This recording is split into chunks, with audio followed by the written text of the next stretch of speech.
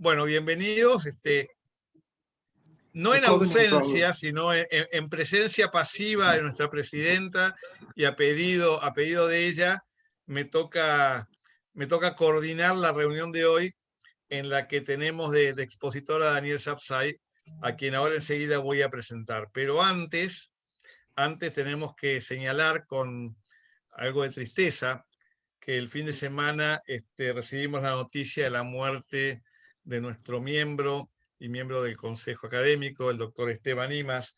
Y bueno, con tristeza acá tenemos a dos de sus hijos presentes, y para referirse un poco a la trayectoria del doctor Imaz, Graciela le pidió a Alejandra que nos dirigiera un poquito la palabra. Así que, Alejandra, todo tuyo.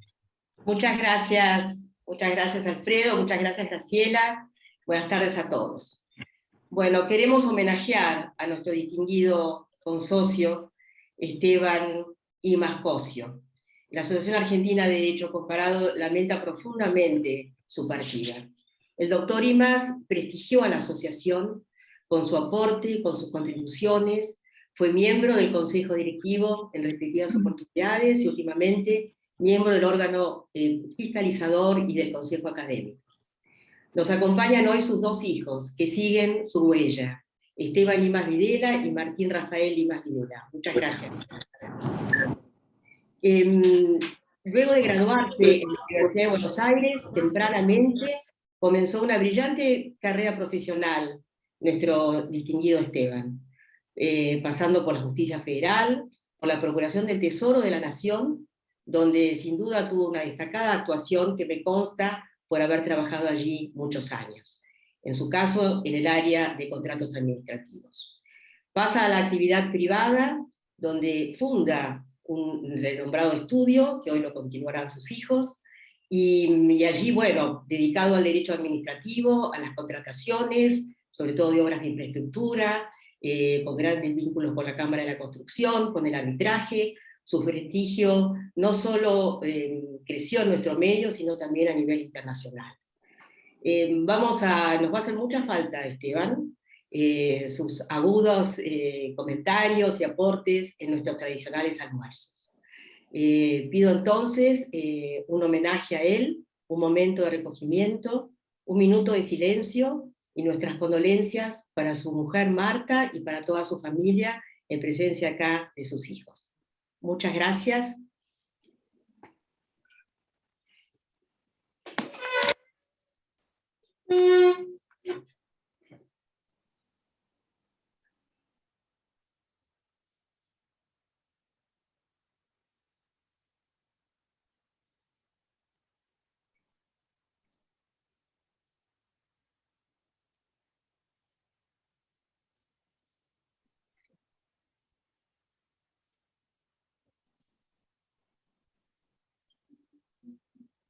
Bueno, muchas gracias.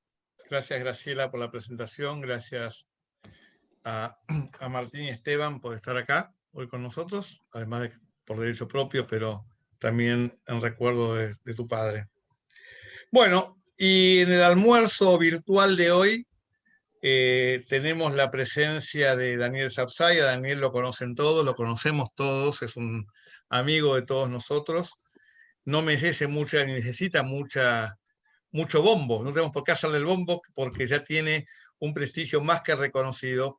Pero rápidamente, Daniel es abogado de la UBA, tiene posgrado en la Universidad de París II, es caballero y oficial de la Orden Nacional de Mérito de Francia, ha sido presidente, y no sé si fundador también, de la Fundación de Ambiente y Recursos Naturales, sí, en este momento, y actualmente es presidente de la Asociación Argentina de Derecho Constitucional.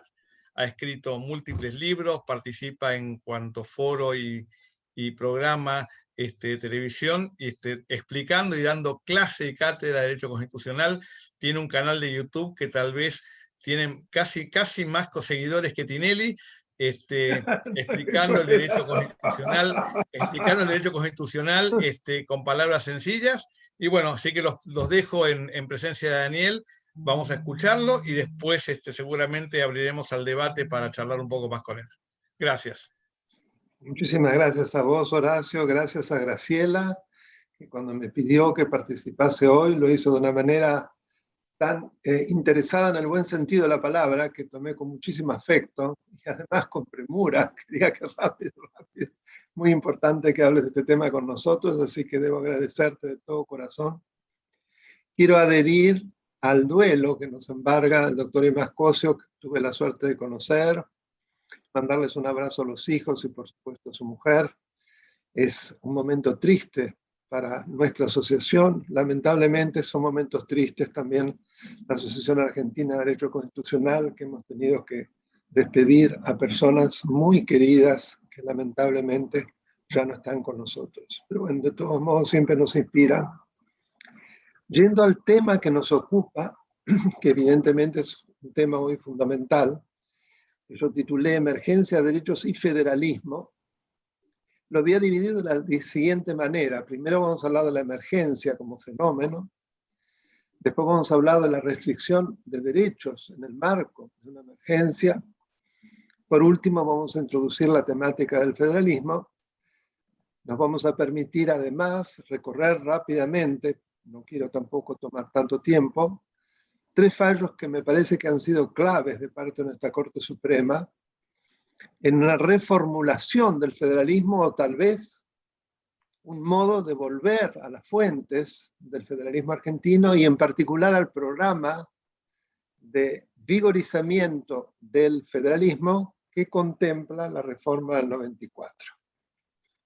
Empezando por la emergencia, la noción de emergencia sabemos que tanto en nuestro país como en otros países latinoamericanos ha sido un justificativo muy común para saltar por encima del marco constitucional. No olvidemos que cada vez que un gobernante invoca la emergencia, un pedacito de la Constitución se cae. Y esto ha servido precisamente como una suerte de talismán para poder gobernar por encima de las instituciones republicanas. Inclusive los golpes de Estado, si recordamos, fueron siempre justificados en aras de hacer frente a situaciones excepcionales y de emergencia. Pero no solo la discontinuidad constitucional ha ido de la mano de estos argumentos, yo creo que también en tiempos normales se la ha invocado para tomar medidas que han quebrantado numerosos derechos. La emergencia económica en particular ha sido una de las especies más recurrentes y que con mayor severidad ha afectado nuestras libertades y derechos. Consideramos, a nuestro entender, vamos a tratar de definir qué entendemos por situación de emergencia, aquella circunstancia absolutamente excepcional y súbita que se interpone al normal desarrollo de las instituciones, que obliga a mitigar de manera transitoria el carácter imperativo de las normas del derecho público contenidas en la ley fundamental. La rápida conceptualización de la noción jurídica de emergencia destaca, a mi modo de ver, sus elementos fundamentales, y ellos son la excepcionalidad, la transitoriedad, la necesidad de impedir males mayores en resguardo del interés general de la comunidad, el acaecimiento de una situación imprevisible que se impone a la voluntad de los protagonistas. Esto me parece fundamental, ¿no? Se impone a la voluntad de los protagonistas, no son los protagonistas los que la suscitan para justificar actos que no son constitucionales, quienes por lo tanto no la han provocado de ninguna manera. No dudamos en afirmar entonces que la emergencia sanitaria presenta la gran mayoría de las características que acabamos de detallar, lo que no ha ocurrido esto, digamos, en el pasado. Tengamos en cuenta que ya nuestra Corte Suprema, en el caso Alem, ejerciendo el control de lo que había acaecido en el marco de un estado de sitio, sostuvo que este no implica suspender la vigencia de la Constitución, ya que se declara para preservar y asegurar la ley suprema y sus autoridades. La Constitución, y creo que es básico esto del caso Alem, yo siempre lo cito, fue diseñada para regir tanto tiempos de paz como tiempos de guerra. Y luego, ya mucho más reciente, la Corte Suprema en el caso San Luis manifestó que cuando hablamos de las libertades, también debemos estar alertas cuando se alteran los roles institucionales, por cuanto a mayores restricciones, mayores deben ser los controles. Esto me parece que es la clave de bóveda que yo después voy a volver continuamente. Esta idea en San Luis, a mayores restricciones, mayores controles.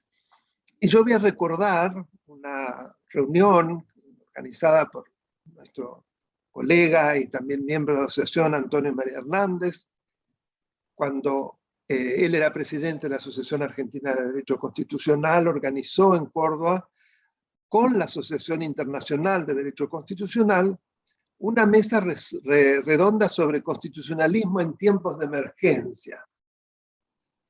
El primer panel consideró un tema fascinante, Schmitt versus Dicey. ¿Están los estados de emergencia dentro o fuera del orden jurídico? Y fue su objetivo promover el debate sobre los aspectos jurídicos, filosóficos de los estados de emergencia.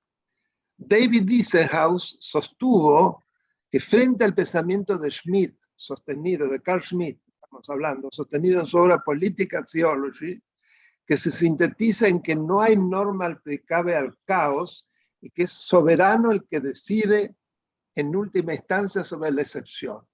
Es decir, recordemos, para Carl Schmitt, la emergencia implicaba que el soberano ejercía un poder absolutamente total, ¿no? Se llevaba a la autocracia la emergencia. En cambio, en el caso de Dicey, comenta Wiesenhaus, fijó su posición a favor del rule of law, es decir, el Estado de Derecho sustantivo en todo momento, inclusive en las emergencias, mediante un accionar de cooperación entre los tres poderes del Estado para que los funcionarios intervinientes actúen bajo los principios del orden legal. Esta respuesta de las democracias constitucionales y liberales a las emergencias requiere siempre de la participación del poder legislativo, aunque tenga mayores poderes el ejecutivo, y con el debido control por parte del poder judicial para la defensa de los derechos individuales. Y acá me parece que es muy interesante, cuando están presentes nuestro amigo y importante constitucionalista y miembro de la asociación, el doctor Jorge Reinaldo Vanossi. Él en este punto, de hace años, hace una muy interesante puntualización en el marco de emergencias. Él dice que a todo acrecentamiento de un poder, en este caso poder ejecutivo, que por las circunstancias de las cosas es el que va a resultar fortalecido, debe surgir un aumento de los controles y, por supuesto, también de las responsabilidades. ¿Y cómo debe darse esta relación? Pues bien, todo aquello que el Ejecutivo toma del Legislativo en la emergencia debe verse compensado a favor del Legislativo por una cantidad equivalente de potestades de control sobre esa esfera de poder que le ha quitado. Y de parte del Poder Judicial es el gran garante de nuestras libertades individuales en todo momento frente a esta situación de desequilibrio.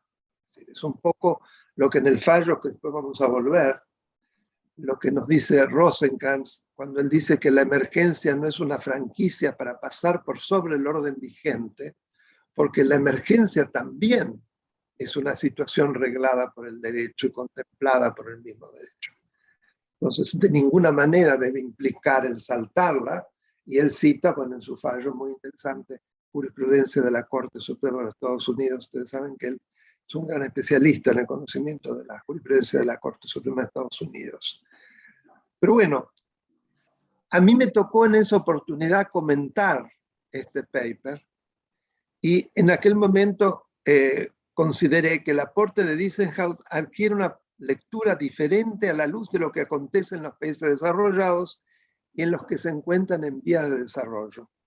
En estos últimos, las instituciones de emergencia se convierten muchas veces en recursos permanentes de los gobernantes, sobre todo de los titulares de ejecutivos presidencialistas. En los primeros se trata de momentos excepcionales de su vida institucional. El mensaje que queda para quienes habitamos donde lo extraordinario se transforma en ordinario con inusitada y recurrente facilidad, consiste en descubrir que donde esto no ocurre, de todos modos se cuestiona seriamente el fenómeno. Asimismo, se busca el modo de limitar sus consecuencias y de acentuar los controles.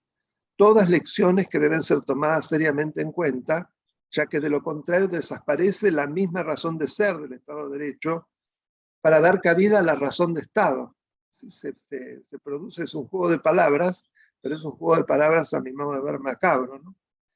Consideramos que junto a buena parte de la opinión constitucional, el remedio no tenía que ver con las circunstancias a las que debía hacer frente, ya que no estaban en juego las circunstancias ni los objetivos que contempla el artículo 23 de la Constitución. Me refiero al estado de sitio. Ustedes recordarán que cuando explota la pandemia se discutió si estaba bien el DNU o si debía dictarse el estado de sitio. A mi entender, no cabía el dictado de sitio porque no se daban esas circunstancias de conmoción interior o de invasión exterior que el artículo 23 prevé y que lleva a la suspensión de facultades. Eran otras circunstancias diferentes y que por lo tanto, en ese momento, creo que desde la reforma del 94 fue tal vez ese primer DNU de marzo del presidente Fernández el único que estuvo suficientemente bien justificado. Claro que también tuvo un problema, no olvidemos, que se valió de ese DNU para extender la emergencia que había sido dictada previamente en diciembre por el Poder Legislativo y de esa manera extenderla, agrandar sus poderes excepcionales, lo cual la Corte Suprema ya en varios fallos había dicho que de ninguna manera el presidente de la Nación, en uso de un decreto de necesidad de urgencia o de un decreto delegado, podía utilizar de facultades para hacer aún más extensos sus poderes, asumiendo una reforma de una ley de emergencia dictada para precisamente agregar esas facultades. Porque no olvidemos que en todas estas cuestiones, las facultades legislativas que el presidente recibe con la reforma del 94 tienen como principio general que están prohibidas. Solo son permitidas en circunstancias excepcionalísimas, las tres. Pero acá estamos con los decretos de necesidad de urgencia. No olvidemos que la Constitución dice que solo cuando circunstancias excepcionales impiden el trámite normal de sanción de leyes es que el presidente puede dictar una disposición de carácter legislativo, como dice esa cláusula constitucional. Pero no lo puede hacer cuando el Congreso está reunido, que es lo que después ocurrió de manera absolutamente recurrente a lo largo de una cantidad que ya supera los 100 decretos de necesidad y urgencia a la fecha. Y, curiosamente, con una situación de enorme desequilibrio, porque el Poder Judicial, a través de acordadas de la Corte Suprema, poniéndose a mi modo de ver como una suerte de poder de cola, dictaba la feria judicial tomando como fundamento el decreto de necesidad de urgencia. Con lo cual el Poder Judicial pasaba a una situación casi de latencia. Y el Poder Legislativo produjo una suerte de disolución, sobre todo alegando la falta de existencia en su reglamento de la posibilidad de llevar a cabo reuniones virtuales. O sea, que vivimos en el peor de los mundos. Nosotros nos retrotraemos y todavía ahora tampoco es el más normal de los mundos. Creo que esto me parece fundamental tener en cuenta, que no existió precisamente ese equilibrio tan importante. Es decir, lo que en aquel momento yo sostuve, que llamaba la atención, que en el artículo 1 de ese decreto, el Ejecutivo amplía la emergencia pública en materia sanitaria, establecida por Ley 27.541, cuando es el Congreso quien decide y delega sus facultades. No es el Poder Ejecutivo quien puede revisarlas y ampliarlas. Pues al hacerlo está incurriendo en un ejercicio por fuera del ámbito de la emergencia declarada por el Congreso. Por ende, se rompen las pautas establecidas por el Poder Legislativo en la delegación de sus facultades, conforme al artículo 76 de la Ley Fundamental, lo que regula respecto de los decretos delegados, que como ustedes saben, también como principio general prohíbe la delegación legislativa. Poder Ejecutivo, mediante los DNU, no puede corregir el alcance de la delegación según propios criterios, sorteando las facultades del Congreso y el alcance de la delegación, atribuyéndose facultades que son propias del Poder Legislativo, golpeando en definitiva el sistema republicano hasta herir de muerte el Estado constitucional de derecho.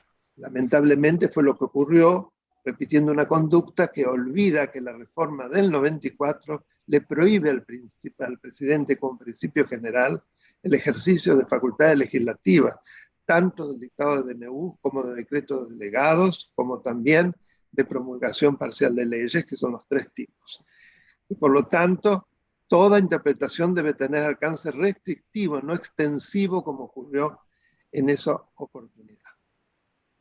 Pues bien, visto estos aspectos, me parece importante observar lo que la Corte Suprema decide en el fallo Gobierno de la Ciudad Autónoma de Buenos Aires versus Poder Ejecutivo Nacional sobre declarativa de certeza, reciente fallo que dio tanto que hablar, porque me parece que marca un hito en una cantidad de cuestiones, en primer lugar en el federalismo de concertación, en segundo lugar en materia de interpretación de la emergencia, en tercer lugar en materia de interpretación del poder de policía de emergencia. ¿Sí? Las 3 cosas en 3 votos que son autónomos, pero que son absolutamente, a mi modo de ver, complementarios. Es interesante ver previamente qué había pasado con el federalismo en Argentina hasta el dictado de este fallo y desde que empezó la emergencia. Curiosamente, por un lado, pareció una posición muy avasalladora del Poder Ejecutivo Nacional, de regular todas las materias, inclusive las materias locales, poder de policía local. Sin embargo, desde las provincias apareció, a mi modo de ver, de manera salvaje en algunas de ellas, decisiones absolutamente alejadas de un sistema federal, para ponerse prácticamente en un sistema confederal.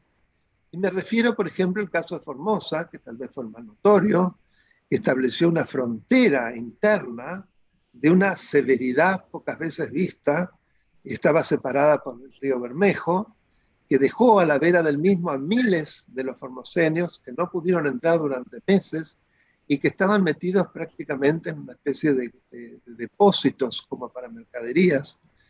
Lo digo con esta crudeza porque desgraciadamente lo que ocurrió, lamentablemente, son cosas que pasan en Argentina. Inclusive una de esas personas que vivía al otro lado del río Bermejo, que quería ver a su hija, quería ver a su familia, se tiró al río y se ahogó. O sea, una situación absolutamente disparatada. Pasó también entre la provincia de San Luis y la provincia de Córdoba, con la construcción de un terraplén que separaba, no sé si sigue todavía, ambas provincias.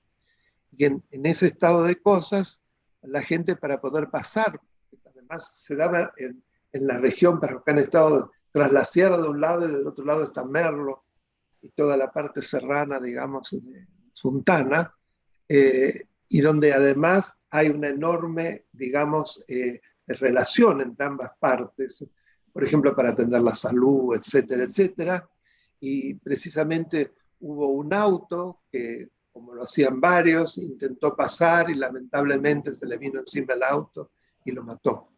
Es decir, situaciones dantescas, realmente terribles, y de ninguna manera propias de un federalismo de concertación, pero también a nivel municipal. Por ejemplo, en el municipio de Castelli se impuso por ordenanza un impuesto a los inmuebles suburbanos, es decir, en realidad los establecimientos de campo, las estancias, sobre texto de la solidaridad en el momento de la pandemia. Fíjense ustedes qué disparate, ¿no? Semejante ejercicio de poder impositivo sobre inmuebles rurales e invocando una causal de solidaridad absolutamente, a mi modo de ver, falsa. Y más aún si pensamos en provincia de Buenos Aires, que no ha cumplido todavía con el haber concedido la autonomía a sus municipios, por lo cual menos podían ejercer semejante facultad impositiva de crear impuestos inmobiliarios. Y estos son solo algunos ejemplos, digo por lo previo, qué pasaba con el federalismo en la Argentina. Por un lado avasallamiento y por otro lado de parte de provincias y municipios, y los casos más extremos, situaciones propias de soluciones confederales extremas. Entonces, es en ese marco que interviene precisamente este fallo, y lo que se fija, a mi modo de ver, fundamentalmente, primero en el primero de los votos, que es el voto de los doctores Maqueda y Rosati. No olvidemos que ellos habían sido convencionales constituyentes en el 94, que habían trabajado precisamente sobre todo el capítulo del federalismo y del federalismo de concertación. Y es allí donde ellos fijan una interpretación conjunta de los artículos 121 y 31 de la Constitución. Dicen que ello no implica que en todas circunstancias las decisiones nacionales prevalecen sobre las de las provincias. Si ocurriese así, rápidamente se produciría una deriva hacia un sistema de corte unitario. La nación es soberana dentro del orden de las facultades que le han sido delegadas por las provincias. A ellos se agregan las que no son concurrentes, las que son concurrentes a ambos órdenes territoriales. Y es en este campo que se debe buscar el consenso de resultas de una articulación que de ninguna manera produzca el aniquilamiento de uno de ellos como resultado de un ejercicio abusivo de poder de parte de uno sobre los otros. La inteligencia de tales cláusulas debe enmarcarse en la arquitectura constitucional argentina, que delimita el ámbito de validez y el alcance de las normas que integran el ordenamiento jurídico nacional. En efecto, si bien las provincias y la Ciudad Autónoma de Buenos Aires guardan subordinación con el Estado federal en ciertos ámbitos, esa subordinación se verifica en los estrictos términos jurídicos de la Constitución Nacional. No se trata, por tanto, de una subordinación indeterminada, sino limitada por el mismo texto de la norma fundamental argentina. En ese entendimiento, los artículos 5 y 31 de la Constitución Nacional pueden resultar violados tanto cuando el desborde competencial provenga del ejercicio de la autoridad local como cuando provenga del ejercicio de la autoridad nacional. Inconstitucionalidad, dicen, ascendente o descendente. De ello se deriva que la prevalencia del derecho federal, consagrada por los artículos citados, se encuentra condicionada a que el ejercicio de la potestad normativa nacional haya sido encauzado dentro de las pautas formales y sustanciales exigidas constitucionalmente, entre ellas el reparto de competencias estatuido por la misma norma suprema. Y señalan que la nación debía justificar razonablemente el motivo por el cual había ejercido esa competencia sanitaria que irrumpe prima facie sobre la órbita de la Ciudad Autónoma de Buenos Aires. Ustedes recordarán que se trataba precisamente de la presencialidad en las escuelas, se trataba de la discusión del poder de policía en materia de sanidad, en materia de educación, y lo que la Ciudad de Buenos Aires invocaba era que se trataba de una materia estrictamente local, que de ninguna manera la nación podía, como establecía en el decreto, creando ficticiamente como una creación jurídica, una región denominada Área Metropolitana de Buenos Aires, AMBA, para precisamente saltar por sobre las jurisdicciones locales. En este caso, Cava, pero pasaba lo mismo con Provincia de Buenos Aires y con los municipios del conurbano. Lo que pasa que, claro, como la Provincia de Buenos Aires, del mismo signo gobierno nacional, no invocó ninguna especificidad para defender sus facultades, al contrario, adhirió. Pero no fue el caso de la Ciudad Autónoma de Buenos Aires, que con muy buen criterio invocó lo que estaba ocurriendo generaba, y que la Corte lo recoge, una suerte de intervención de hecho. Es decir, al irrumpir a través de la invención de la creación de una región contra la forma como la Constitución además prevé la creación de regiones, que es una potestad estrictamente provincial, en realidad estaba ejercitando el artículo 6 de la Constitución Nacional e interviniendo inconstitucionalmente en el territorio de la Ciudad Autónoma de Buenos Aires, lo cual violaba además lo que los ministros Maqueda y Rosati invocan como los principios de lealtad y buena fe en los que se debe enmarcar el federalismo de concertación. Recordemos que el federalismo de concertación ha sido un concepto acuñado y desarrollado por el maestro Pedro J. Frías hace muchísimos años, y Pedro J. Frías precisamente de una manera muy interesante demostró que a partir de una cantidad de términos, como por ejemplo defensa nacional, como por ejemplo mayor jerarquía, es decir, él cita como 14, 15 términos utilizados por la Corte Suprema para irrumpir de manera inconstitucional sobre la competencia de provincias y municipios. Pues bien, ese federalismo de concertación es el que precisamente están invocando los ex convencionales constituyentes y ministros de la Corte para entender que además de ninguna manera debe verse la existencia de distintos niveles de gobierno como situaciones de que unos anulan a otros, sino que debe darse la complementariedad. Y es a partir de esa complementariedad que cuando se habla del ejercicio del poder de policía en el excelente voto del doctor Lorenzetti, él comenta que el tema de educación en la misma Constitución está distribuido entre el poder nacional y el poder provincial. Empezar la educación primaria ya en el artículo 5 es reservada a las provincias. Después es cierto que en educación de base, una ley general de educación que dicta el poder federal, pero reconociendo las especificidades, y eso lo dice el inciso 19 del artículo 75, la cláusula de progreso, las especificidades provinciales y municipales.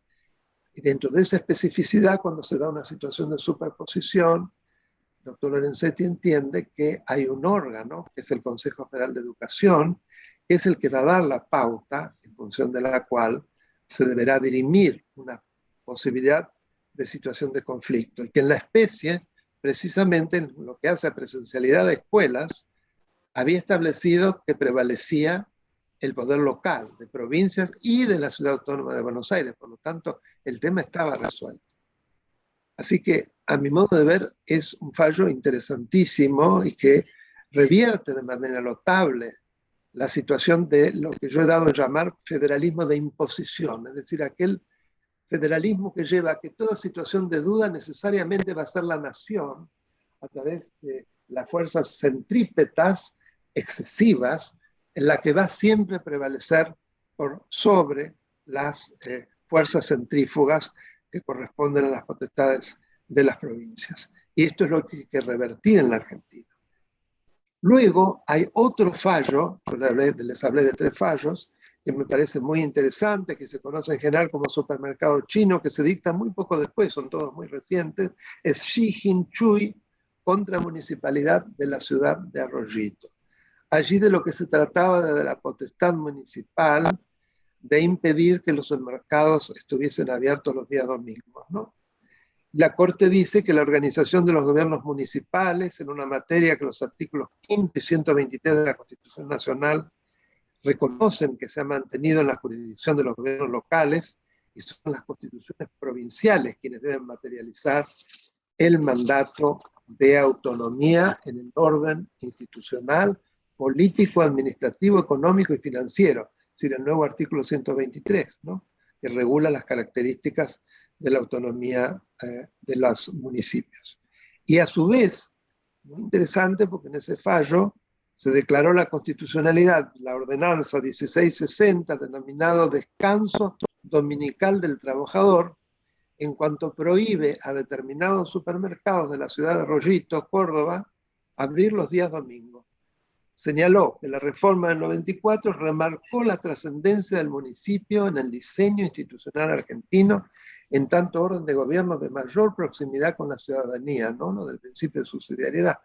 Fíjense que acá también, en este otro fallo, el otro es para la Ciudad Autónoma, está revitalizando lo que es la autonomía municipal y de qué manera se vuelca en un caso bien concreto, ¿no? Y que en esa inteligencia el constituyente dispuso reconocer a los municipios de provincia sujetos necesarios del federalismo argentino conforme al artículo 5 de la Constitución Nacional, el estatus de derecho público de la autonomía diferenciando sus contenidos. Algo que olvidé del otro fallo es que en el voto de los doctores Rosati y Lorenzetti se habla de la Ciudad Autónoma de Buenos Aires como ciudad constitucional federalizada. Un término que dice mucho por sí solo.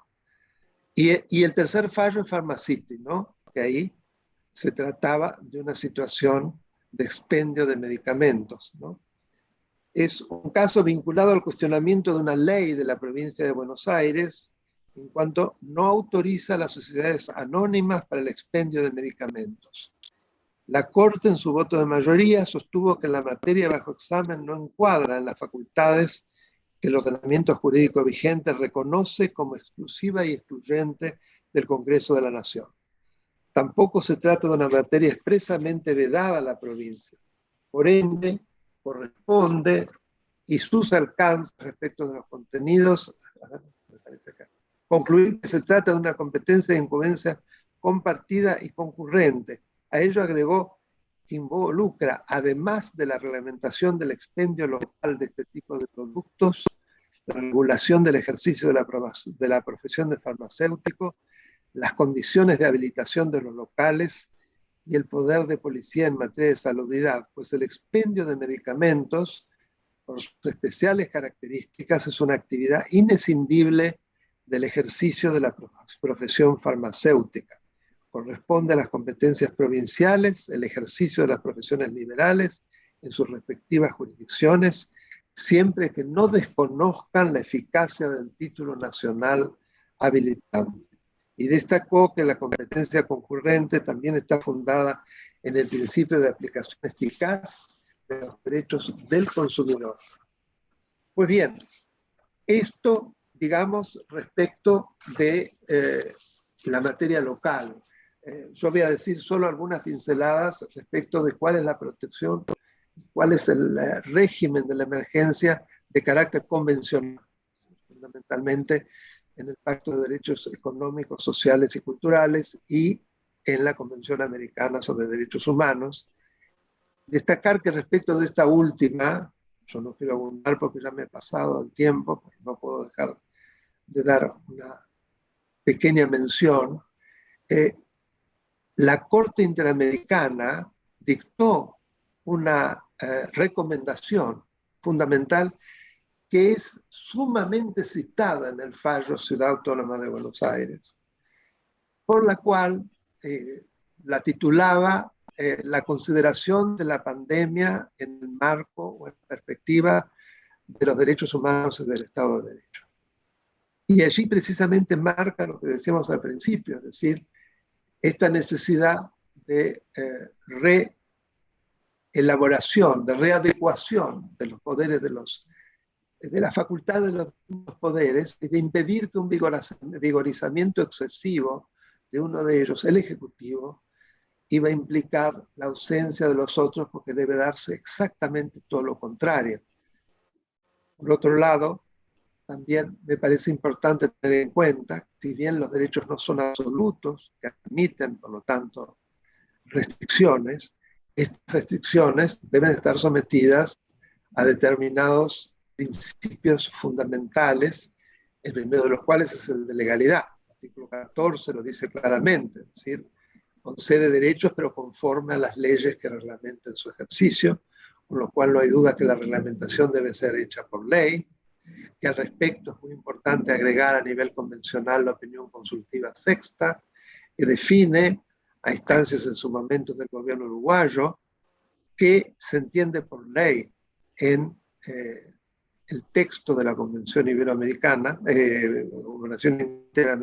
Convención Americana de Derechos Humanos, perdón, y allí claramente lo que se dice que es una norma de carácter general, dictada por un poder legislativo cuyos miembros han sido además electos conforme a un sistema electoral liberal, un sistema electoral donde no ha habido fraude, etcétera, etcétera. Es decir, es una verdadera acentuamiento del valor de la ley en sentido formal y en sentido material, la opinión consultiva.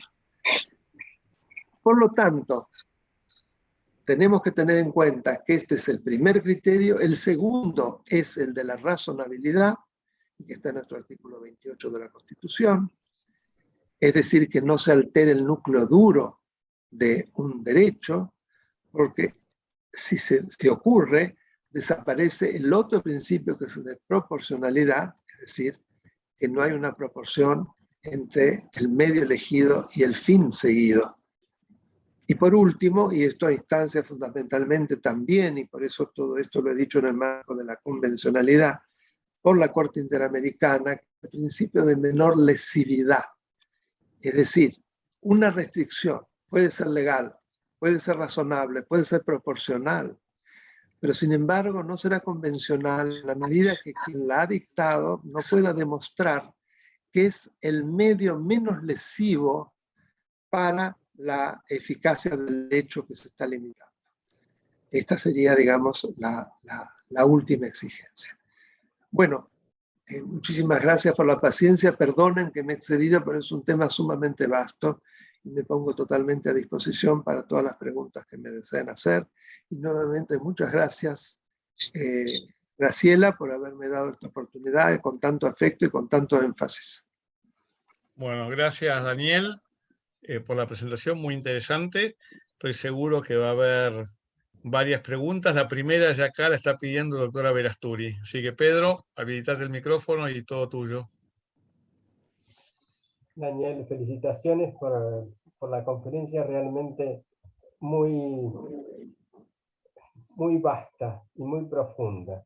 Antes de hacerte la pregunta, quería hacer un reconocimiento a Esteban Dimascosio, porque comencé a trabajar con él y junto con Alberto Dalavía cuando pusimos de nuevo en marcha la asociación hace muchísimos años, y que él fue de gran ayuda, y la verdad, gracias a él y a su hijo, pudimos regularizar ante la inspección a la asociación que estaba unos años atrasada.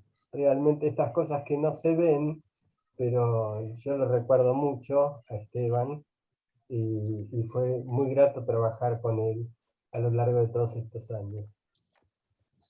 Daniel, mencionaste como fundamento impositivo de un municipio la solidaridad en base a la emergencia, pero también este es el concepto que se ha utilizado en el llamado impuesto a la riqueza, ¿no? La pregunta es, ¿vos crees que tiene fundamento constitucional para dictar en base a la solidaridad una cuestión impositiva de emergencia? Desmuteo. Bueno, me adelanto a decir que son inconstitucionales ambas, pero la magnitud de inconstitucionalidad para mí de esa ordenanza municipal es aún mayor. Sí. Porque hay una usurpación absolutamente extravagante, exorbitante de facultades que no son propias de un municipio. ¿Cómo va a tener la posibilidad de establecer un impuesto directo sobre las propiedades rurales? Desde ya. Ahora, el criterio de la solidaridad me parece también, y eso ya voy al otro caso, sobre eso yo he escrito y demás, ya, creo que lo deben saber muchos, enseguida me manifesté como que ese impuesto, que no se lo llamó impuesto, ni me acuerdo, pero un relato, ¿no? Era de una inconstitucionalidad grosera, a mi modo de ver. Por retroactivo, porque además había una posición confiscatoria, porque además estaba agravando no renta, sino directamente la riqueza. Es decir, la persona se tuvo que deshacer de bienes propios para poder pagar, no de una renta. Pero además había una doble o triple imposición, porque eran bienes sobre los que ya se había tributado. Así que para mí es un criterio que solo refiere a algo, si querés, metafórico, muy literario, muy demagógico, la solidaridad. De hecho, produce un inmenso daño, porque además destruye riqueza, destruye posibilidad de inversión y destruye posibilidad de creación de eso me refiero al famoso ese que no me acuerdo el nombre, que eso todo el nombre es como un verso largo, no lo llaman impuesto, ¿no? Lo disfrazan de otra cosa, contribución, no sé qué, excepcional. Pero vuelvo a lo anterior, en el caso municipal me parece mucho más grave porque ni siquiera tenía facultad de dictar impuestos de esa naturaleza. En el caso nacional sí por tipo de impuestos, es inconstitucional por los efectos, sobre la base que se tributa, todo lo que dije. Pero lo otro es de una exortancia común. Yo no sé cómo no se escribió ni se comentó más de esa verdadera atroz decisión que se tomó en el municipio de Castelli por ordenanza. No sé si satisfago. Sí, perfectamente. Muchas gracias, Daniel. Gracias a Buenísimo. vos, Pedro. Tienen la palabra en este orden los doctores Reutemann, Vítor Daniel y Alejandra Rodríguez Galán.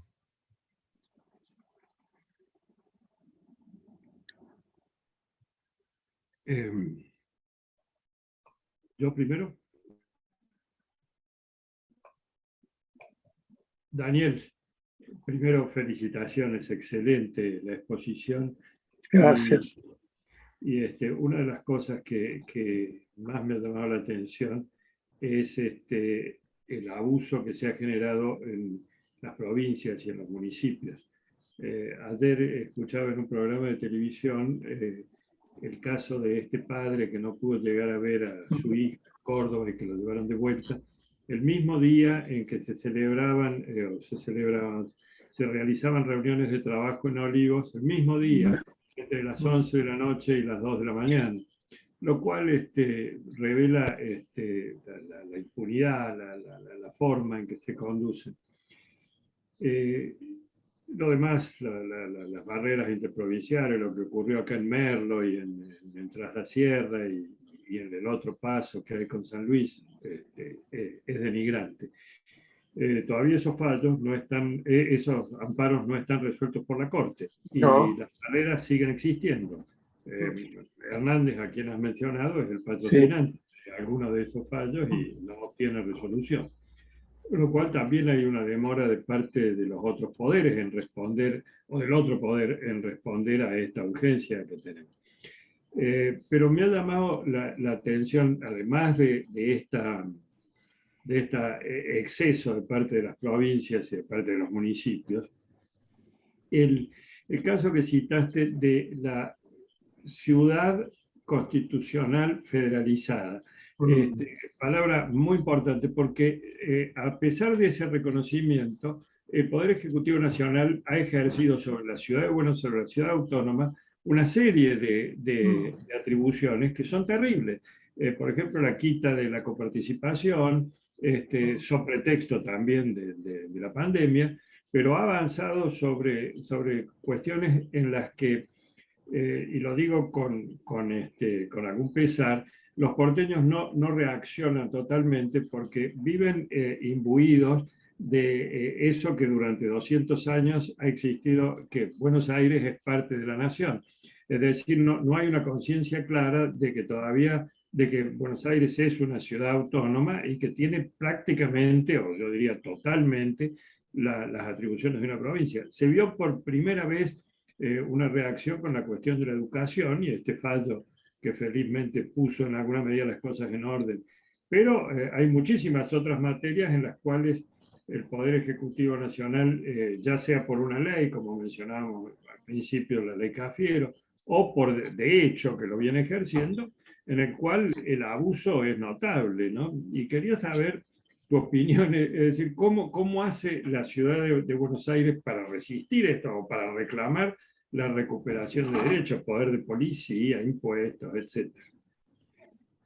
Lo que pasa, Horacio, que ya partimos de la famosa ley Cafiero, que es una ley abiertamente inconstitucional, además de haber tomado de manera abusiva organismos, como se mencionaba cuando yo justo entré, la Inspección General de Justicia, la Inspección General de Justicia de la Nación, y el registro de la propiedad inmueble. Es decir, se interpretó como que la ley de garantía de los intereses de la nación en la ciudad de Buenos Aires implicaba en la elaboración de esa ley como concepción que es la nación en definitiva la que distribuye las competencias, cuando en realidad, dada esa doble fase que tiene la ciudad autónoma, ser, por un lado, un sujeto importante de la relación federal luego de la reforma del 94, y que la Corte la ha mencionado como ciudad constitucional federalizada, pero al mismo tiempo está el asiento del gobierno nacional. Entonces, ¿cuál es la magnitud de las facultades que la nación puede reservarse? Y la magnitud está dada por la necesidad real de que esas facultades tienen que ver con el ejercicio de su poder, no con lo que se le dé la gana. Y además, como principio general, se aplica el 121. Por algo, el artículo 129 está en el capítulo de gobiernos de provincia, no se lo puso en otro lugar. Es decir, que en principio está equiparado ya por el constituyente a una provincia. Entonces, la regla general es el 121. Además, es algo que yo hice notar desde el principio. La nación es un huésped. Se dice claramente mientras la nación sea la capital, sea la sede del gobierno federal. Mientras, es decir, lo permanente es la ciudad autónoma, el huésped es la nación, por lo tanto también es otro criterio para entender que en caso de duda debe ser pro Ciudad de Buenos Aires y no pro nación. Pero da para hablar muchísimo más. Mira, la ciudad se defiende como puede. Yo creo que este gobierno, en ese sentido, este gobierno autónomo, ha hecho mucho, tanto en el tema cuando le arrancaron las facultades impositivas, que fue una cosa vergonzosa, fue una usurpación, violando además todo el sentido de la Constitución. Dice que exige que sea una cosa concertada entre todos, fue una cosa unilateral, es decir, violatorio de todo el espíritu y el texto del inciso segundo del artículo 75. También lo hizo y con mucho éxito, afortunadamente, en este caso, ¿no?, de la presencialidad, que permitió que la Corte realmente se haya extendido. Es cierto lo que vos decís, en esto yo estoy alabando a la Corte, pero quedan todavía varios casos, como el caso que lleva tu coprovinciano y querido amigo Antonio María Hernández con San Luis y Córdoba, con Formosa también, y varios más que la Corte nos ha pedido, que sería muy importante que lo hiciera. Bueno, Daniel Vítor, Alejandra Rodríguez Galán, se siguen sumando las felicitaciones y los pedidos de la palabra. Ricardo Ramírez Calvo después y por último Pablo Manilli.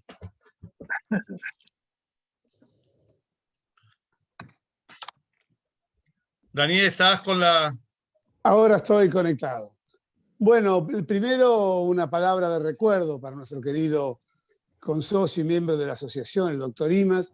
Extrañaremos muchísimo sus brazos abiertos, su sonrisa permanente, su modo afable de recibirnos a cada uno de los que íbamos llegando a estos almuerzos, también su estampa elegante, su corbata de moño que siempre daba la nota en nuestras reuniones y, por supuesto, su talento jurídico y su hombría de bien. Sigue en nuestro corazón vivo, en su pensamiento, en su recuerdo y en nuestra asociación.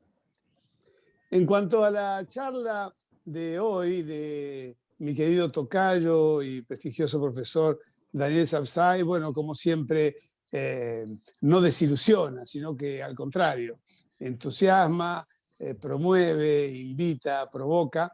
Así que agradecimiento para él por esta charla y una inquietud que a mí hace tiempo que me tiene dando vueltas sobre esta historia de que se nos hace casi como una costumbre, hemos, como se dice ahora, internalizado esta idea de que podemos vivir bajo los gobiernos de decretos de necesidad y urgencia con un Congreso funcionando y aparte sobre los temas que se le ocurren al presidente o al gobierno que no se vinculen ni con una situación de emergencia ni con una situación excepcional, sino que finalmente se dictan decretos de necesidad y urgencia para cualquier tema. Y con el sistema de convalidación por parte del Congreso a través de un régimen de mayorías, finalmente quien tenga la mayoría convalida cualquier actuación del Poder Ejecutivo violando la Constitución, si pertenece al mismo partido o a la misma facción política.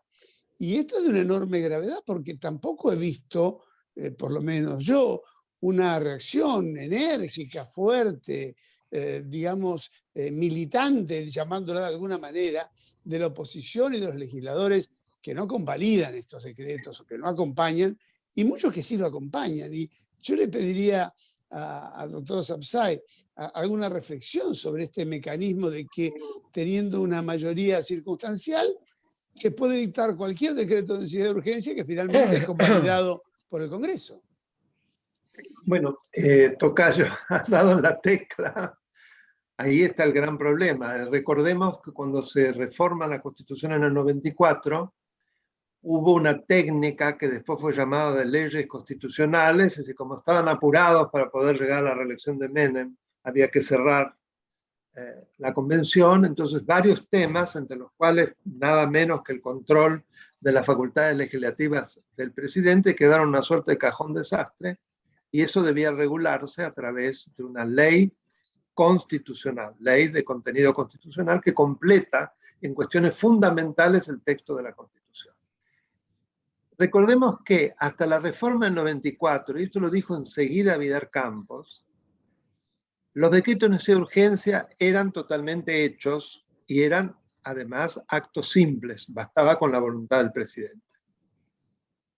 Con la reforma del 94, y eso Vidal enseguida lo explicó magistralmente como siempre, se trató de un acto complejo. ¿Por qué? Porque ya requería de la voluntad del Ejecutivo más la del Legislativo que controlase a través de una comisión bicameral. Por lo tanto, hasta que la misma no se crease, no se podía dictar decreto de necesidad de urgencia.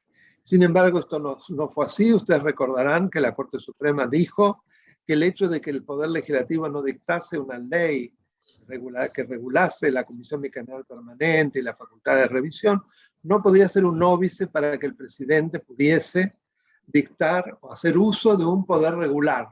Un fallo horroroso, porque ni es un poder regular, es excepcional, pero además estaba desconociendo. Y además, esto fue con los 5 miembros, no con la Corte de los Milagros, famosa. Pues bien, así es como se siguieron dictando decretos de urgencia a troche y moche. Pero cuando finalmente, en el 2006, fíjate, 12 años después, se dicta esa norma que fue a instancia del actual presidente de la Nación, vicepresidente, se lo hace con una norma que es de una inconstitucionalidad para mí manifiesta, sobre todo por 3 puntos. El primero es que le da fuerza de ley desde el momento en que se dicta. El segundo es que da un plazo para la comisión, pero no da plazo para que el recinto, es decir, las cámaras se expresen. Con lo cual, de hecho, la mayoría de los DNUs, como ya le diste poder de ley y el Congreso no se expide, siguen con fuerza de ley. Y lo tercero, y tal vez lo más impactante y groseramente inconstitucional, es que alcanza con que una Cámara convalide para que ya sea una ley formal. Bueno, son 3 características de una inconstitucionalidad manifiesta. Lamentablemente la Corte no se ha pronunciado, como tampoco con la del Consejo de la Magistratura, ya que vamos al caso, que fueron las 2 joyas de la corona que se dictaron en el 2006. Ambas fueron ideológicamente hechas por Cristina Fernández de Kirchner, que era presidenta, ustedes recordarán, de la Comisión de Asuntos Constitucionales, y que implicaron 2 poderes inmensos. ¿Por qué? Porque tergiversaron la misma razón de ser de los 2 institutos. No me voy a extender con su magistratura porque si no salimos de tema, pero lo digo porque es curioso. Y bueno, lamentablemente la Corte Suprema no se ha expedido ni en un caso ni en el otro. Pero es clave lo que vos decís, por supuesto. Distorsiona todo. Distorsiona todo. Alejandra. Muchas gracias, Alfredo. Bueno, felicitaciones, doctor Sapsay. Siempre escucharte, estimado Daniel, es Gracias, Alejandro. esclarecedor en todo sentido.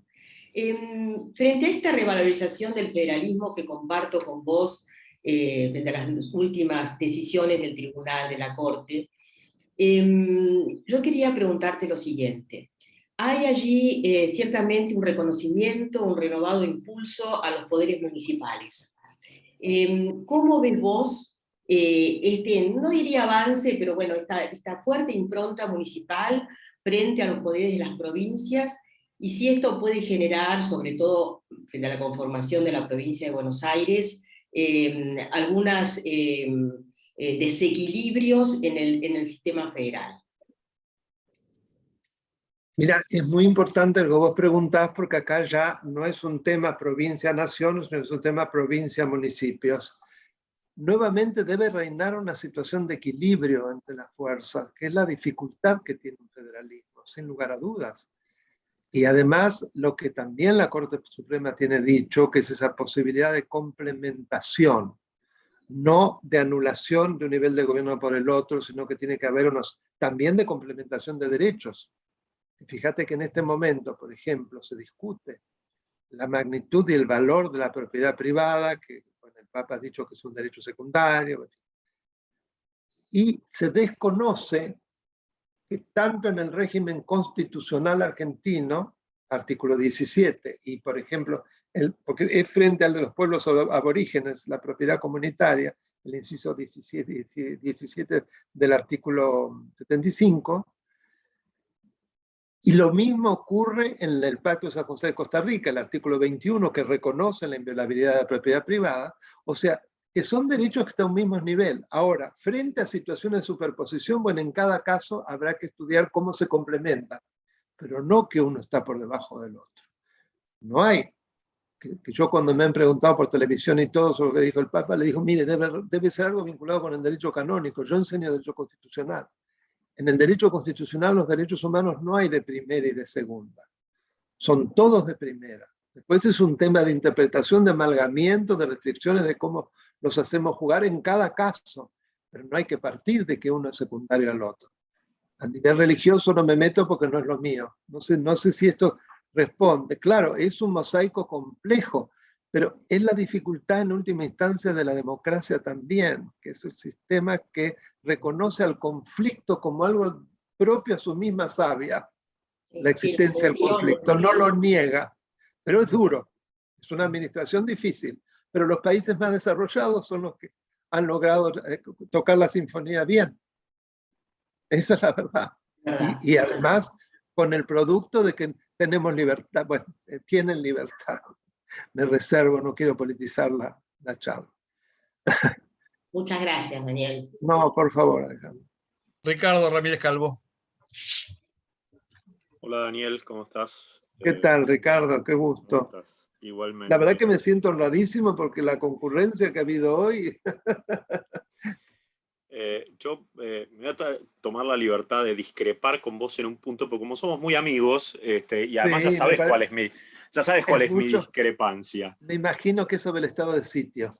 Claro, en realidad yo con lo que discrepo con vos es en lo siguiente. O sea, coincido totalmente con el análisis que vos hacés de la barbaridad que ha sido todo esto que estamos viviendo desde marzo del año pasado, con un abuso completo por parte del Poder Ejecutivo de todos los límites y gobierno por decreto. Acá el Congreso no existe, ha dejado de existir. Tenemos un señor que se levanta un día y decide lo que quiere respecto de nosotros. Y ahora en le quiere acortar el mandato ahora a los jueces, sí. También, Sí, total. ahí le salía a pegar en... Perdonadme, me salió del alma decir. No, es que tenés toda la razón del mundo y hay un montón de gente a la cual hoy tiene varada en el exterior, suspendiendo un derecho expreso en la Constitución Nacional, como es el de entrar al territorio de la República Argentina y el derecho de otros de salir del territorio de la República Argentina. Pero mi punto es el siguiente, y es, la Constitución no le permite ni siquiera al Congreso, con lo cual si no le permite al Congreso, tampoco al Poder Ejecutivo, ¿no? suspender derechos.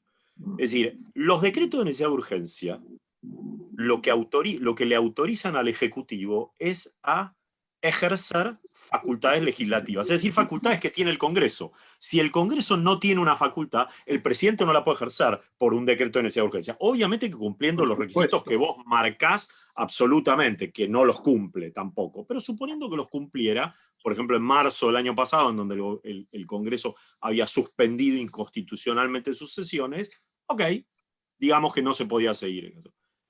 Pero hay un montón de cosas que hizo, no todas, pero muchas de las cosas, de las medidas que adoptó el Poder Ejecutivo, fueron suspensiones de derechos, verdaderas suspensiones de derechos. Es decir, le dijo a alguien que durante un tiempo no podía trabajar. Ricardo, Ricardo, Sí. me dejás cortar. Es más, la Argentina comunicó a la OEA que había hecho uso de la facultad de suspensión de derechos del artículo 27 del Pacto de San José de Costa Rica. Exactamente, no, es que tu acotación es extraordinaria. Pero en Lo un hemos sentido que distorsionó el artículo 27. Totalmente. Pero, o sea, a mí el problema que yo tengo, y que yo la única solución que le encuentro es el estado de sitio, y que creo que sí, que habiéndolo analizado, lamentablemente hay un artículo que yo escribí el año pasado, pero que está muy demorado en un libro colectivo, donde analizo específicamente vos esto. me lo mandaste, yo lo leí, el Sí, artículo es muy interesante, aunque no coincide, es buenísimo. Sí. Es que yo no le veo solución. O sea, si no dictamos el estado de sitio, entonces, o sea, autorizamos que la emergencia le permita al Poder Ejecutivo suspender derechos. Eso es lo que a mí me resulta difícil de digerir, muy difícil de digerir. Porque, y con esto cierro, hay muchos que sostienen que, bueno, en realidad acá lo que hay que analizar es la razonabilidad de la medida. Y yo creo que acá hay que analizar varias cosas. El ejercicio del poder de policía, que es lo que hace el Poder Ejecutivo en este caso, que lo debería haber hecho el Congreso, porque es el que ejerce el poder de policía técnicamente en la Argentina, tiene distintos controles. El primer control es el control de legalidad. Y el control de legalidad lo que implica es saber quién tiene la facultad para dictar la medida. Ese es el primer control. ¿El presidente puede suspender derechos? No. ¿El Congreso puede suspender derechos? No, los puede reglamentar, por supuesto. Claramente los puede reglamentar, pero no los puede suspender. Entonces, yo creo que la Constitución, la única salida que da en el momento en que hay que suspender un derecho es el estado de sitio. Pero bueno, obviamente me gustaría oír tu opinión, ¿no? Que sé que lo hemos charlado varias veces y sé que tenemos una disidencia en eso. Sí, una disidencia pequeña. Yo creo que igual lo que falla es lo que hablábamos con Daniel Vítono, es que si los decretos de necesidad de urgencia fueran objeto de un verdadero control por parte del Poder Legislativo, sería totalmente diferente. Porque evidentemente no se podría ejercitar facultades que, fíjate que en materia de derecho laboral, en materia de derecho civil, en materia de derecho comercial, los 100 decretos, ya son 106, si uno los analiza, son de las materias más diversas que no tienen nada que ver con la emergencia. Ahora, ¿qué pasa? Con ese infernal sistema de control es un colador, que en realidad el presidente dicta la ley y es más fácil que un decreto de necesidad de urgencia se convierta en ley que una ley propiamente dicha. Creo que allí está el gran problema. Pero bueno, es una opinión. Tengo anotado Pablo Manili, Laura Monti, el de Javier Negri y el doctor Salerno. Buenas tardes a todos. Bueno, adhiero al sentido homenaje al doctor Imaz. Daniel, mi querido amigo y mi ex titular de cátedra en la UBA. Ahora somos los dos titulares, qué honor. Felicitaciones por la charla. Además, y qué tratadista el doctor Manili, ¿eh? Qué tratadista. Bueno, gracias. Además está decirlo, la claridad habitual y el coraje habitual para decir las cosas sin pelos en la lengua. Adhiero a todo, absolutamente, pero tengo alguna pequeña discrepancia con los fundamentos del fallo Ciudad de Buenos Aires. Con los fundamentos. Porque, a ver, La Corte empieza diciendo, tanto el derecho a la salud como el derecho a la educación son facultades concurrentes de nación y provincia. Sí. Después dice, el AMBA no es una región del 124, nadie había dicho que era una región del 124, y entonces, por lo tanto, la determinación de si la escuela es presencial o no es competencia de la ciudad. Yo creo que si la Corte hubiera encarado el tema, no desde el punto de vista competencial, que aún ahí también había motivos, después voy, pero si no hubiera encarado el tema desde el punto de vista competencial, sino que lo hubiera encarado desde el punto de vista del derecho a la salud, yo creo que hubiera llegado a una conclusión distinta de la que llegó. ¿Por qué? Porque, primero, el Pacto de San José de Costa Rica admite expresamente limitaciones a cualquier otro derecho para proteger la salud.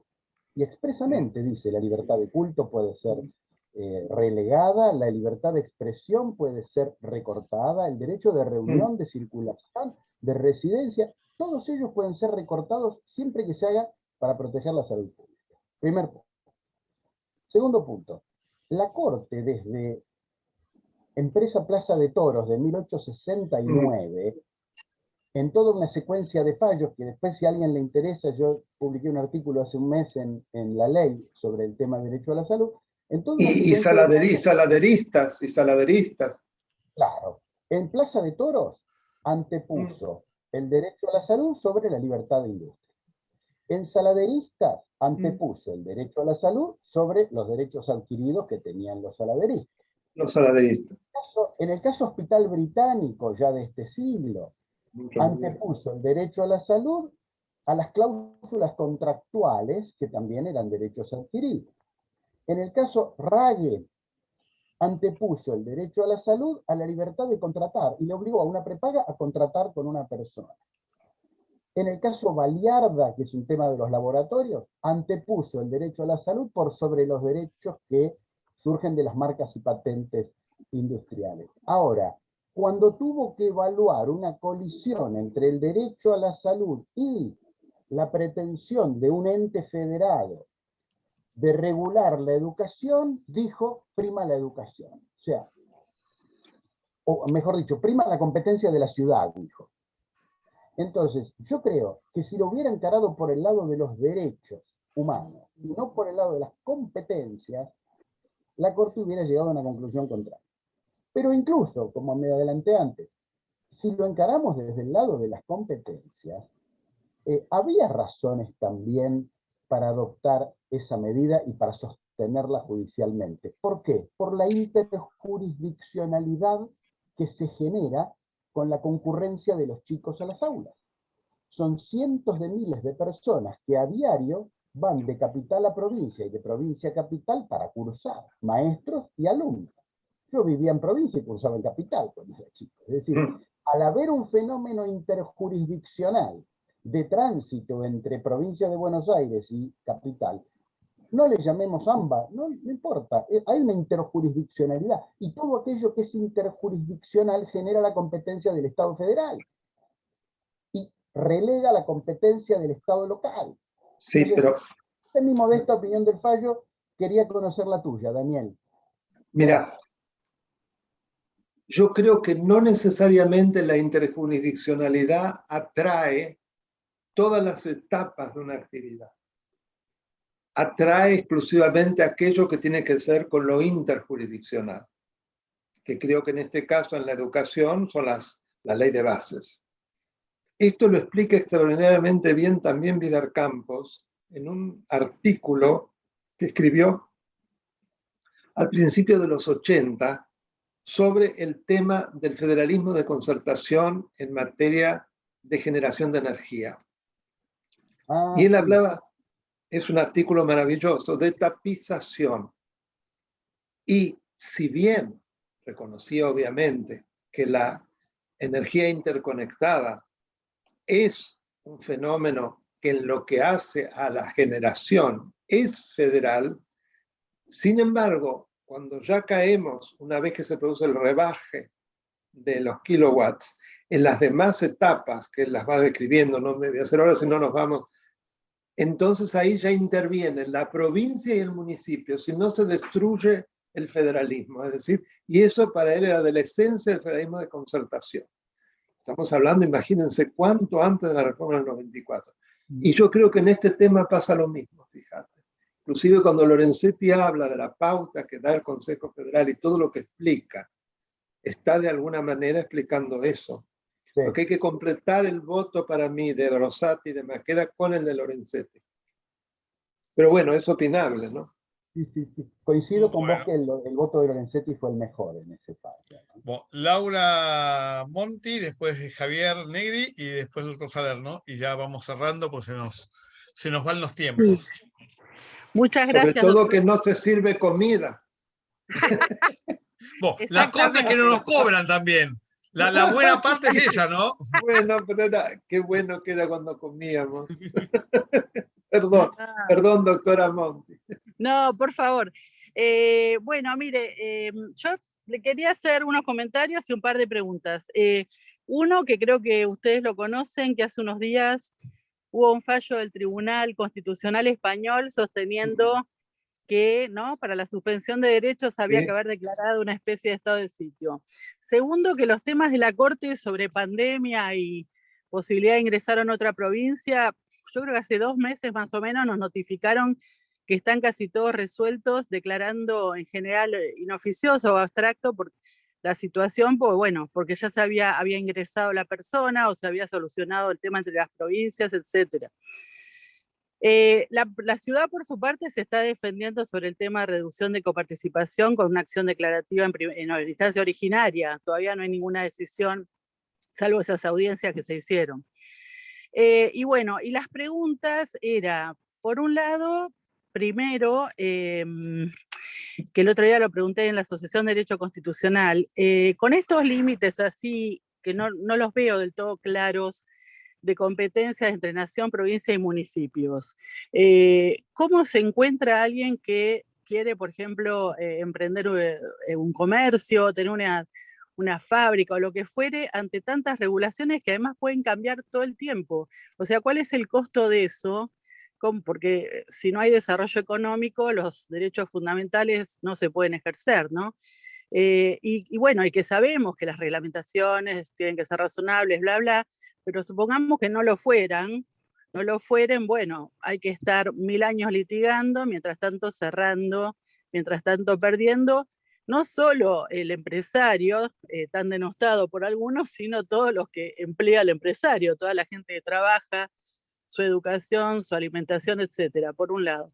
Y por el otro, usted citó, profesor, una doctrina que se viene abriendo bastante camino, que es esta de que el gobierno o el Estado, el que fuere, tendría que demostrar que en una situación, por ejemplo, de emergencia, tomó la medida menos drástica para los derechos. Ahora, ¿cómo hacer eso? Porque si es algo que es evidente que la decisión fue una locura, la que tomó cualquier gobierno, bueno, ok, pero si es algo opinable, pienso en esta situación actual. La misma OMS cambia prácticamente todos los días de consejos y de ideas porque la pandemia nos sorprende con novedades todo el tiempo. ¿Cómo luego evaluar eso? Porque pienso desde el punto de vista nuestro, ¿no?, del derecho administrativo, responsabilidad del Estado. Va a venir una persona, va a demandar, va a decir esta medida de gobierno. El gobierno, aparentemente con esta teoría, va a tener que demostrar que era el medio menos gravoso el que empleó, muy difícil. Entonces, ¿quién va a gobernar? Los jueces. O sea, yo como fiscal, aún de la mejor buena fe, voy a decir, y no me parecía esta medida, y voy a condenar a pagar millones y millones que pagamos todos, o sea, no lo paga el Estado. Entonces, esas son dos cosas que desde el punto de vista de la realidad me preocupan, ¿no? El desarrollo económico, las trabas que pueda haber por reglamentaciones cambiantes y múltiples, y por otro lado, el tema de esta evaluación de las medidas de gobierno en general, sacando este momento, por supuesto.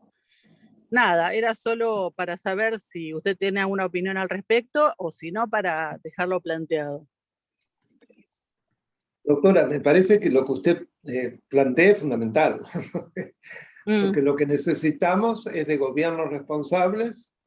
Necesitamos que precisamente esa descentralización propenda al mayor desarrollo y la mejor generación de riqueza, no lo contrario.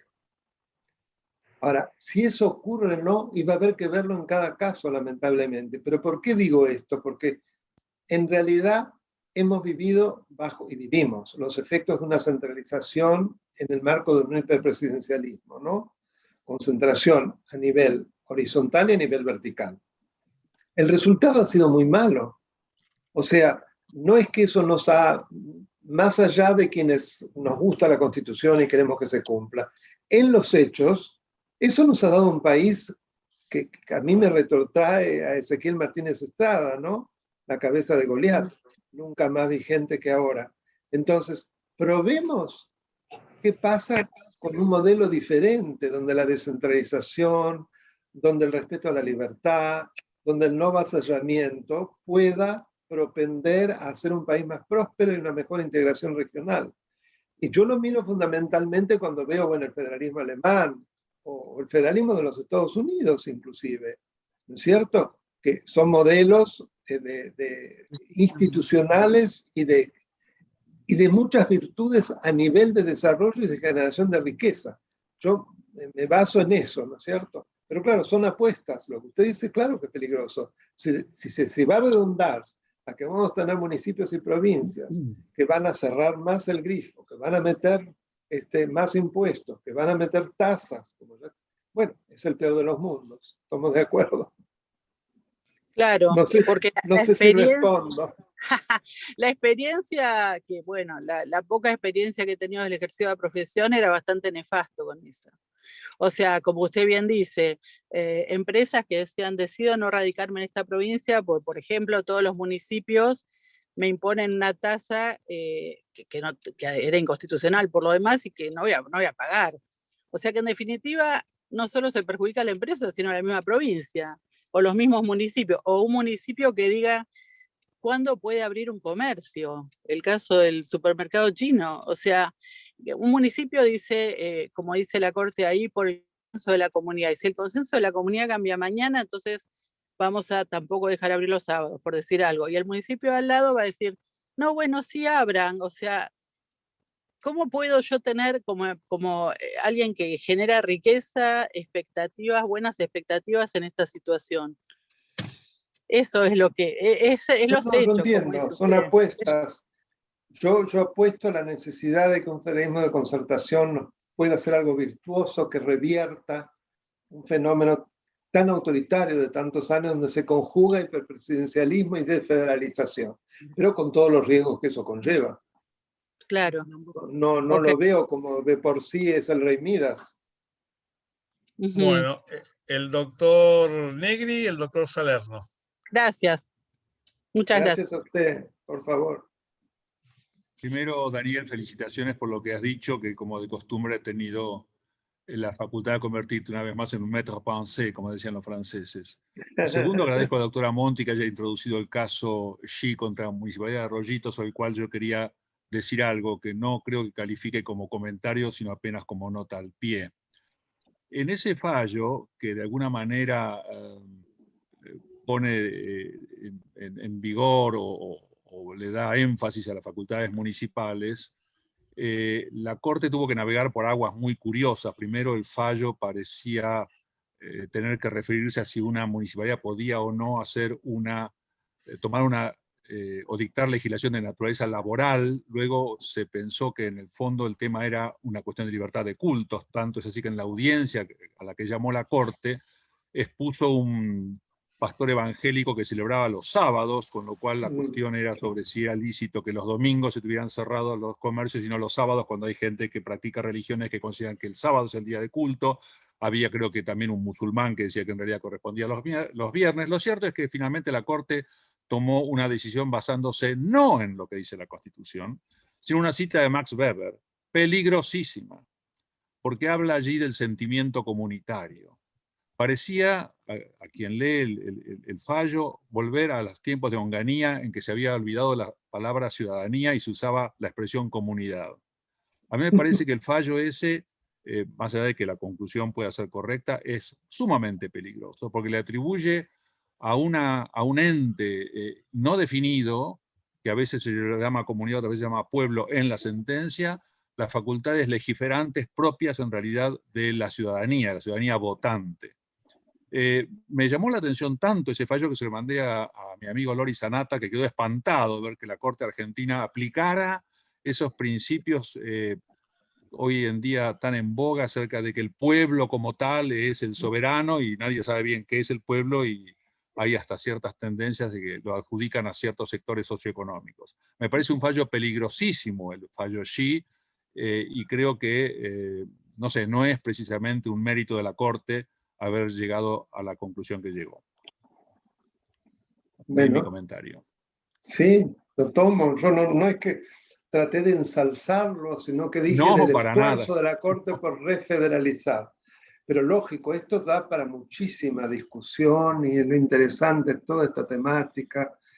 Pero creo que nos tenemos que abrir la mente porque el país está mal, no nos ha servido la malla que construimos, que es inconstitucional. Es inconstitucional el hiperpresidencialismo y es inconstitucional la desfederalización. Y ha llevado a la cabeza de Goliat. Entonces, ¿cómo salimos? Bueno, discutámoslo, pero no lo neguemos, a eso voy yo. Bueno, Correcto, está bien. el doctor Salerno. Bien, muchas gracias, doctor Vítolo. Y quiero agradecerle al doctor Daniel Sapsay su brillante exposición y todos los comentarios que se han hecho, que me han enriquecido muchísimo. Pero he llegado a una conclusión que es un tanto escéptica. Este gobierno es el gobierno del hecho consumado, es la política del hecho consumado. Y ya el hecho está consumado. No nos quejemos. Esto ya pasó y va a seguir pasando porque no llegamos a tiempo para defender nuestros derechos. Estamos siempre a destiempo. Bueno, lamentablemente he llegado a esa conclusión escéptica. Les agradezco a todos ustedes por escucharme. Muchas felicidades. Muchas gracias, doctor. Bueno, entonces no me queda más que agradecerle a Daniel, lo aplaudimos de vuelta. Bueno, yo los aplaudo a ustedes. Una excelente exposición. De todo corazón, porque fue y la próxima sesión, que no tengo la fecha, Inés, ¿vos tenés la fecha? No, todavía no tengo confirmado, pero tendría que ser el primer lunes del próximo mes. Bueno, va a hablar el doctor Daniel Vítolo sobre el sexo X. Sí. Qué pícaro el doctor. Bueno, ya hubo la presentación muy interesante de, ¿cómo se llama? En la línea, en la línea interna de ustedes. Ahí yo lo escuché, me pareció muy interesante. Lo que un poco la idea es plantear a partir del decreto 476 y la incorporación. Que exigen las personas jurídicas. Claro. Y también este tema, ver cómo afecta el sexo X también, no solo en la vida de relación, sino también en la legislación vigente, donde no hay sujetos en el derecho penal, el derecho de familia, el derecho civil, el derecho tributario, no está el sujeto X. ¿Cómo afecta esto? Sí. Entonces, por eso se me ha dado en llamarlo el sexo X, una incógnita que genera más incógnitas. Claro. Bueno. Excelente, por la forma improvisada en que lo hicieron. Alfredo, me dejas, sí. Quiero decir una cosa más a Daniel. Y yo creo que de la conversación de hoy, de todas las intervenciones, flota de que lo que se dijo de los hechos consumados y el avance, y es que no somos lo suficientemente críticos para enfrentar a este poder. Y a veces dejamos que los acontecimientos pasen por encima. Quiero señalar algo en lo que Daniel tuvo una participación muy activa, y vos también, Alfredo. A la par de la acción que inició la Ciudad de Buenos Aires en contra del Gobierno Nacional, hubo un grupo de profesionales que iniciaron una acción en contra del Gobierno Nacional por la cuestión de la disminución de la coparticipación. Es decir, ese coraje cívico, esa acción después terminó desestimada por las razones que diste vos, Alfredo, que era falta de legitimación, pero yo creo que hay que enfrentarlos y nosotros como abogados tenemos la responsabilidad en cada caso en que veamos que hay un avasallamiento, aconsejar a nuestros clientes, hacer la reserva, plantear el amparo, en fin, es mucho trabajo, a veces es ponerse en una posición incómoda, pero creo que no tenemos más remedio porque si no van a pasar por encima nuestro, y más rápido de lo, como acá decimos en Córdoba, más antes que más después, ¿no? Y entonces el asunto es complicado. Así es. Así es. Bueno, entonces no me queda más que agradecerles en nombre de... Gracias, Alfredo, que fuiste el maestro de ceremonia. Gracias, Daniel, por la charla y a todos por haber estado. Y seguiremos la próxima también virtualmente. Abrazo para todos. Saludos a todos, muchas gracias. Saludos. Gran reunión. Un cariño para Graciela, que no sé ya por dónde andará. Que haya llegado. Que haya llegado bien.